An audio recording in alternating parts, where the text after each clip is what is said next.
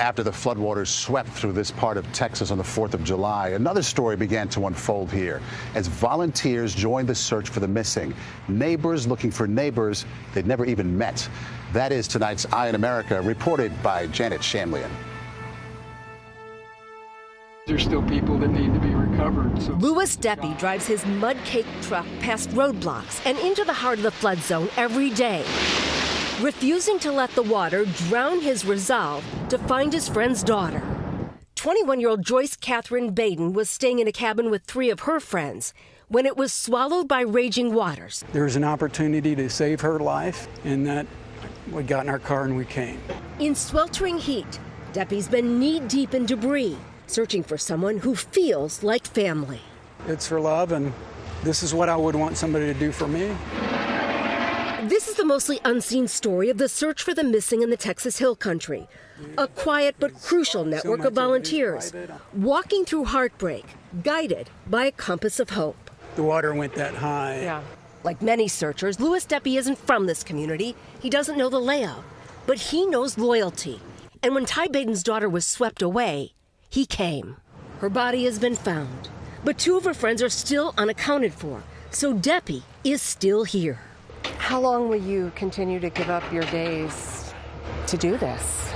I don't have a time limit, so however long it takes. Nearby, Jonathan McComb doesn't wear a badge, and he hasn't lost anyone in the flood. But among the hundreds of volunteers, he may be the closest to all of this. Oh my God! When a catastrophic flood swamped nearby Wimberley in 2015, McComb was the only survivor in a home washed away by the Blanco River. It took everything that mattered to him: his wife, his 6-year-old son, his 4-year-old daughter. How are you able, emotionally, to put yourself back in a situation that is so similar to the one where you lost your wife and 2 young children? Because I know what those folks are going through, and this is more about them than it is me. For a decade, McComb has returned to the site of Texas tragedies to help bring closure, because he knows what it's like to hope for a miracle and prepare for the worst.